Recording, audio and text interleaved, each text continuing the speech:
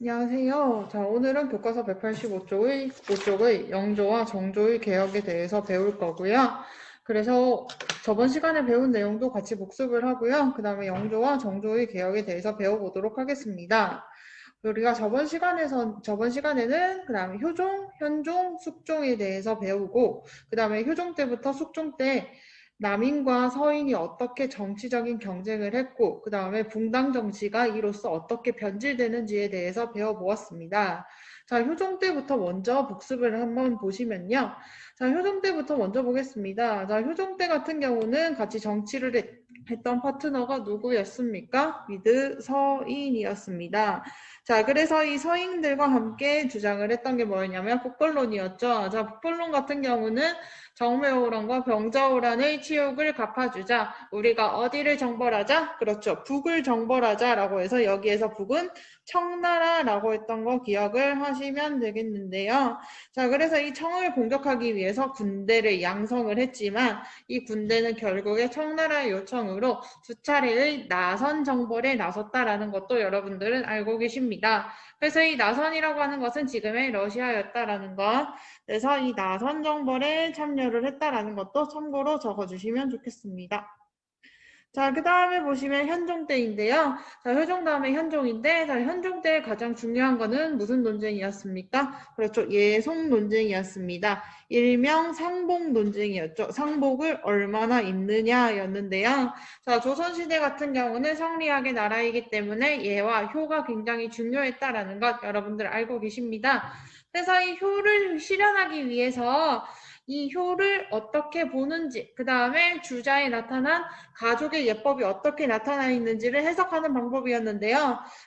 싸움의 겉은 굉장히 그럴듯합니다. 하지만 이 예법을 어떻게 해석하느냐의 논쟁을 가지고 왕이 어떻게 보는지를 선택을 해야 돼요. 그래서 왕이 선택한 당이 정치적인 주도권을 잡는 결국은 정치적인 주도권 싸움이다라는 것을 알고 계셔야 됩니다. 그래서 이 효종이 먼저 죽고, 그 다음에 효종의 어머니였던 이 대비가 과연 어떻게 상복을 입을 것인지에 대해서 서인과 남인들이 서로 다투게 되었는데요. 자, 효종 때 같은 경우는 여러분들 기억을 해 두셔야 되는 게, 자, 효종 때는 서인이 몇 년을 주장했습니까? 효종이 우리 아무리 왕이라 하더라도 두 번째 아들이기 때문에 1년을 입어야 된다라고 주장을 했었고요. 남인들은 아니다. 왕에 오르는 사람은 첫째 아들이기 때문에 효종을 첫째 아들로 봐야 된다라고 하면서 3년을 주장했다라는 것 알아두시면 되겠고요. 자, 그 다음에 효종비 같은 경우는 며느리죠. 자, 이 며느리도 첫째 며느리는 죽으면 1년의 상복을 입고 그 다음에 둘째 며느리부터는 9개월의 상복을 입는다라고 했었는데 이때는 서인이 얼마를 주장하냐면 9개월입니다. 그래서 이 9개월을 주장을 하고요. 그 다음에 남인 같은 경우는 얼마를 주장하냐면 1년을 주장했다라는 것 알아두시면 되겠습니다. 그래서 결국에는 선택을 받았던 게 전부 다 1년이다라는 것. 그래서 1년 알아두시면 되겠습니다. 1년과 1년이요. 그래서 이렇게 결국에 마지막 논쟁에서 승리를 한 게 남인이었기 때문에 숙종 때는 남인이 먼저 정치적인 주도권을 잡는데요. 이 숙종 같은 경우는 저번 시간에 살짝 얘기는 해드렸습니다. 왕권 강화를 실현하기 위해서 굉장히 노력한 왕이었고요. 그 다음에 이 정치적인 분쟁을 해결하기 위해서 하나의 방법을 생각해냅니다. 자기가 선택한 당에게 모든 권력을 어떻게 해준다라는 것이었죠. 그렇죠. 왕의 모든 권력을 내려준다라는 것, 왕의 권력을 밀어준다라는 것이었습니다. 이것을 두 글자로 뭐라고 했었냐면 환국이라고 했습니다. 환국이요. 자, 처음에는 왕권 강화를 위해 실현을 했었고요. 그 다음에 보시면 숙종 때 붕당을 어떻게 한다라는 것 하나로 선택을 합니다. 서인과 남인 둘 중에서 자기가 원하는 당이었었죠. 그래서 붕당을 하나로 선택을 해서 한국을 초래했었는데요. 숙종 때의 한국 같은 경우는 세 차례에 있었는데 여러분들이 잘 아는 장희빈과 그 다음에 인현왕후의 싸움이 이 황국이다라는 것 알아두시면 되겠습니다. 오늘 제가 참고 영상 링크를 2개를 걸어 드릴 거예요. 첫 번째 같은 경우는 황국과 관련된 영상이고요. 그 다음에 두 번째 같은 경우는 정조인데요. 자, 이 숙종 때의 황국 영상을 잘 보시고 이 숙종 때의 황국에 대해서 조금 더 교과서에 나오지 않는 심화적인 부분을 한번 잘 보는 것도 좋습니다. 그래서 이 효종, 현종, 숙종 때에 가면서 붕당 정치의 본질 같은 경우는 이 두 당이 어떻게 했습니까? 서로 다른 의견을 제시하고 그 다음에 이 의견을 서로 비판하고 그 다음에 이 비판 만약에 다른 당이라 하더라도 옳은 의견이 있다라고 하면 수용할 줄 아는 이러한 자세가 필요했었는데 이제 효종 때부터 숙종 때에 오게 되면 어떻게 된다라고 했습니까? 서로 다름을 인정하지 못하고 이 당이 있으면 우리 당이 불리해라고 하는 생각이 생겨난다라는 것도 알아두시면 되겠어요. 그러면 여러분들 숙종 때에 오게 되면 붕당 정치가 변질되었다라는 것은 여러분들도 알고 계실 텐데요. 그러면 이 숙종 때의 다음 왕 같은 경우는 이 붕당 정치를 어떻게 해결할 것인지, 그 다음에 이 붕당 정치의 변질을 어떻게 다른 길로 잡을 것인지에 대해서 배워보도록 하겠습니다. 자, 숙종 때의 다음 왕 같은 경우는 경종인데요. 자, 이 경종은 장희빈의 아들이었습니다. 하지만 얼마 살지 못해요. 우리가 기억하는 게 없죠. 업적이 잘 생각나지 않는다라는 것을 저 오래 살지 못했나요, 선생님? 이렇게 얘기하면 오래 살지 못했습니다. 이 사람이 갑자기 죽었기 때문에 아들이 없이 죽었어요. 그렇게 되면 왕의 동생에게 왕위가 물려주게 됩니다. 그러니까 어떻게 되냐면 사람들이 영조가 죽은 거 아니야? 저렇게 경종이 갑작스럽게 죽으니까 영조가 독살을 했다라는 설이 궁에 파다하게 퍼지게 되고요. 궁뿐만이 아니라 온 나라에 퍼지게 되어요. 그러면 여러분들 생각해 봅시다. 자기가 영조라고 생각을 해보세요. 얼마나 괴롭겠어요. 자기의 형을 죽였을까요? 그거는 사실은 알 수가 없어요. 그렇지만 이 영조 같은 경우는 처음에 즉위했을 때만 하더라도 형을 잡아먹었다. 그 다음에 기본적으로 유교에서는 충과 효, 그 다음에 형제 간의 우애도 중요시 여기기 때문에 굉장히 정통성이 취약했다라고 하는 약점을 가지고 있었습니다. 그러면 여러분들이 영조라고 생각합시다. 자기를 싫어하는 신하들이 굉장히 많고 백성들은 자기를 믿지 못해요. 그러면 자기 자신을 보호하기 위해서 첫 번째로는 올바른 정치를 하고 왕권을 강화시키는 정책을 펼칠 텐데요. 자, 그렇다면 잠시만요.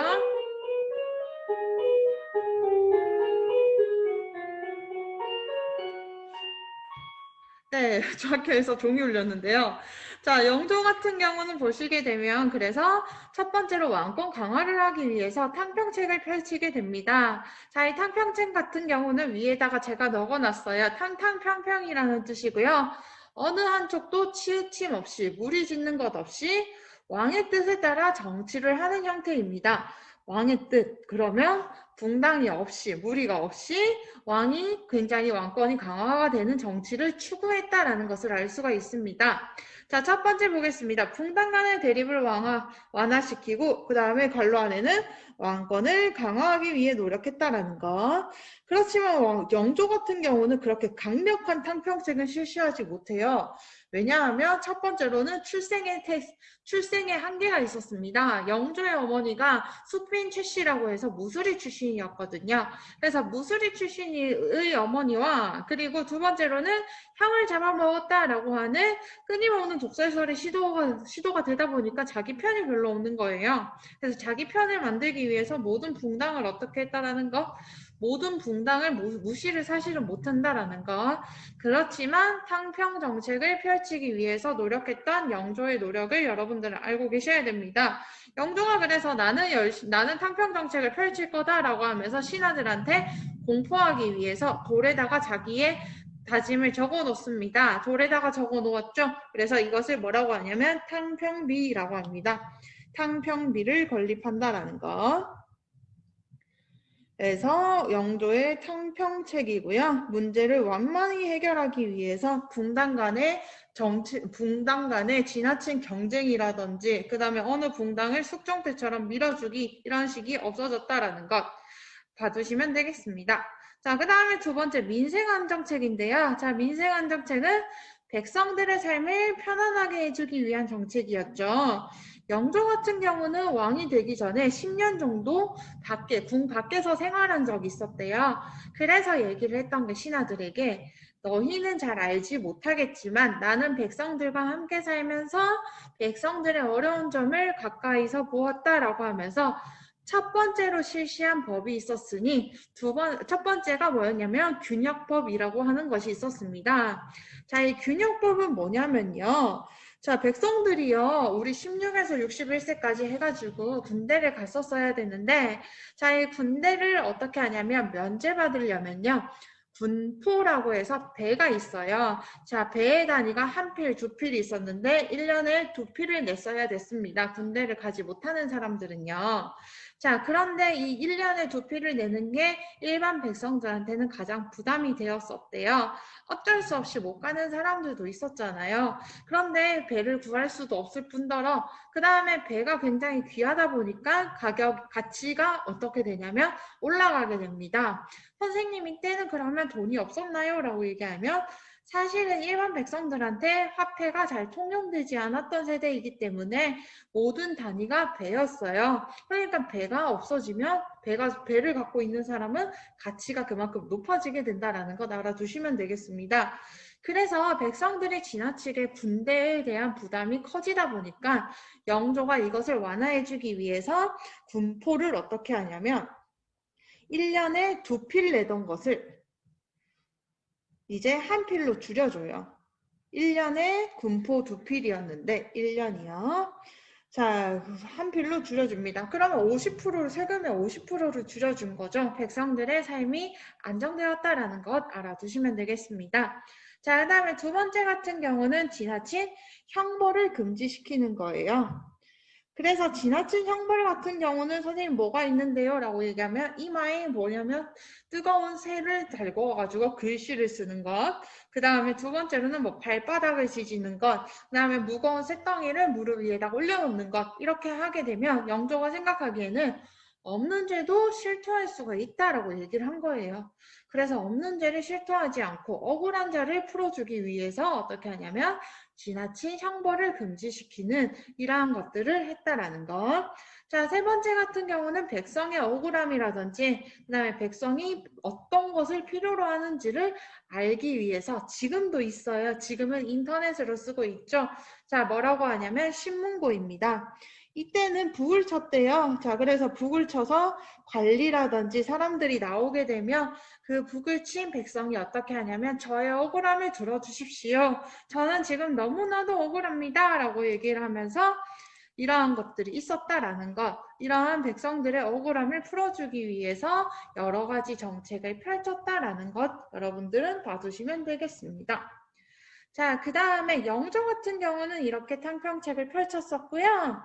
자, 그 다음에 영조의 아들이었던 사도세자는 여러분들 알고 있을 거예요. 사도세자가 어디에서 죽었었죠? 그렇습니다.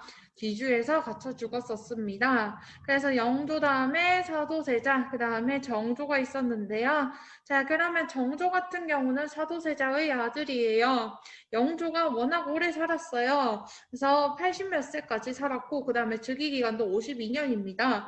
그렇다 보니까 정조 손자가 즉위에도 무리가 없었다라고 보시면 되겠는데, 자, 이 정조 같은 경우도 굉장히 똑똑했다고 해요. 그 다음에 많은 암살 위기가 있었죠. 왜요? 자, 사도세자를 죽이는데 찬성을 했던 신하들은요, 정조가 왕위에 오르게 되면 어떻게 될까요? 아, 나도 연산군 때처럼, 우리 연산군 생각해 보십시오. 연산군 때 어머님 죽인 자들 어떻게 했습니까? 어머님 죽이는데 찬성한 사람들을 연산군이 모두 다 쓸어버렸었죠. 기억하시죠? 그게 바로 가짜 사화였어요. 그러면 정조도 그렇게 하는 거 아니야? 사람들이 생각을 해요. 하지만 정조는 더 큰 그림을 그렸던 거예요. 정조는 나는 그렇게 하지 않겠다. 하지만 즉위식에서 분명하게 얘기를 합니다. 그렇지만 나는 사도세자의 아들이다 라고 얘기를 해요. 원래는 왕위에 오르기 위해서는 사도세자의 아들로 올라서는 안 되거든요. 사도세자는 죄를 짓고 그 다음에 그 죄에 대한 벌을 받다가 죽은 사람이기 때문에 사도세자의 죽은 형이었던 사람에게 양자로 입적돼서 왕위에 올랐었거든요. 공이 떠올렸네요. 당분간 울리지 않겠습니다. 자, 그래서 이렇게 정조 같은 경우는 이렇게 왕권을 강화하기 위해서 굉장히 노력을 했었고, 그 다음에 생각을 해보시면 영조를 이렇게 무시하는 사람들이 굉장히 많았었다고 했었죠. 정조는요, 거꾸로. 그렇습니다. 정조 같은 경우는 함부로 까불지 못해요, 신하들이요. 왜요? 정조가 얘기를 합니다. 너 내 아버지의 죽음에 대해서 어떻답니까? 이렇게 얘기를 할 수가 있겠죠.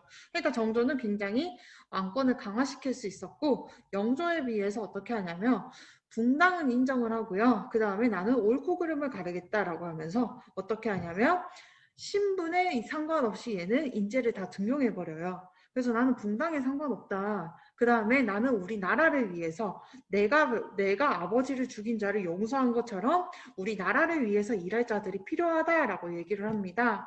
자, 그래서 첫 번째로 정조의 왕권 강화책을 볼 텐데요. 자, 정조의 왕권 강화책은 하나, 두 개, 세 개가 있습니다. 모두 다 중요해요. 그래서 정조의 왕권 강화책 별표 하나씩 쳐주셔야 됩니다. 자, 정조 같은 경우는 신분에 상관없이 인재를 등용했대요. 자, 인재를 등용을 해서 공부를 시킵니다. 어디에서 시키냐면 규장각이라고 하는 곳에서 공부를 시켜요. 자, 지금도 서울대학교 도서관 이름이 규장각 도서관이죠. 많은 책들이 있고요. 학문 연구가 이루어지고 정책에 대한 토론이 이루어집니다. 자, 여기에서 중요한 게 뭐냐면 신분에 상관이 없다라는 거예요. 자, 그래서 조선시대 때 과거를 보지 못했던 서얼이라든지, 서얼 기억나시죠? 홍길동. 아버지를 아버지라고 부르지 못하고 이러한 사람들이 있었습니다. 그래서 서얼이라고 하는 사람들을 등용을 하고요. 그리고 나서 또 누가 있습니까? 그리고 나서 또 보시게 되면 서얼과 중인이라고 하는 사람이 있었는데, 잠시만요. 자, 중인이라고 하는 사람들 까지 보시면 되는데 이게 왜 이러냐.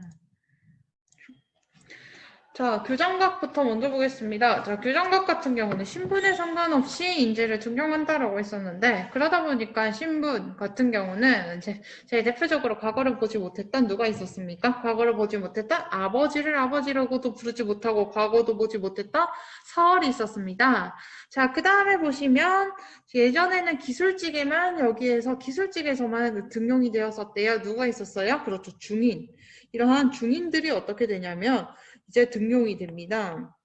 자, 이제 중인들이 이제 등용이 됐었는데, 자, 이 사람들이 신분에 상관없이 인재가 등용이 되면서 학문과 정책을 연구하면서, 그러면 이 사람들은 정조가 어떻게 하는 사람들입니까? 그렇죠. 특별 관리하는 사람들이에요. 그렇다 보니까 정조에 대해서 정조를 위한 정책, 그 다음에 정조를 위한 왕권 강화 정책을 열심히 연구를 하는 곳이 바로 규장각이더라라는 거.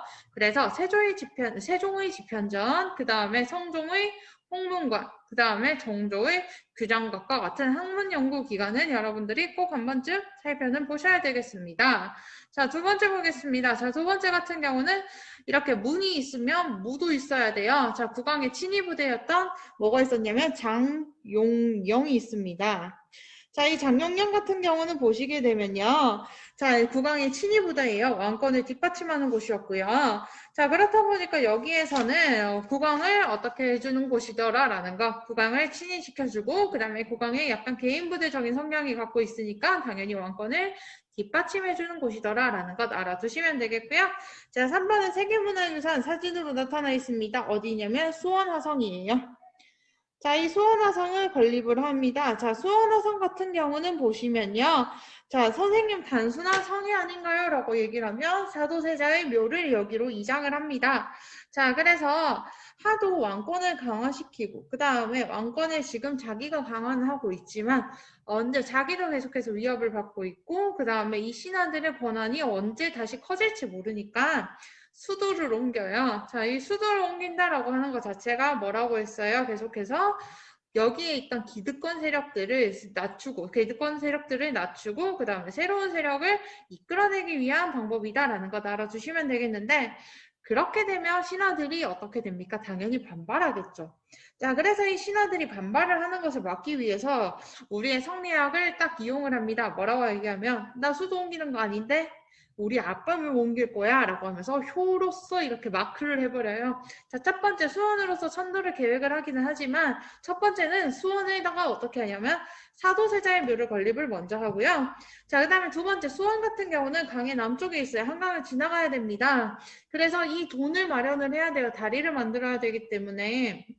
그래서 이 돈을 어떻게 마련을 하지? 라고 하니까 자, 서울에서 어떻게 하냐면 이렇게 상인들이 있었는데 이 상인들도 골칫덩이가 뭐였냐면 수원으로 가는 길이었어요. 그래서 이 수원으로 가는 길을 어떻게 할 것인가 라고 했는데 정조가 제안을 해요. 내가 공사해 줄 테니까 너네가 돈 댈래? 라고 얘기를 해요. 그러면 얘들아 생각을 해보겠습니다. 정조로서는 굉장히 좋은 거죠. 그 다음에 이 경강상인이라고 하는 상인들도 좋은 거예요.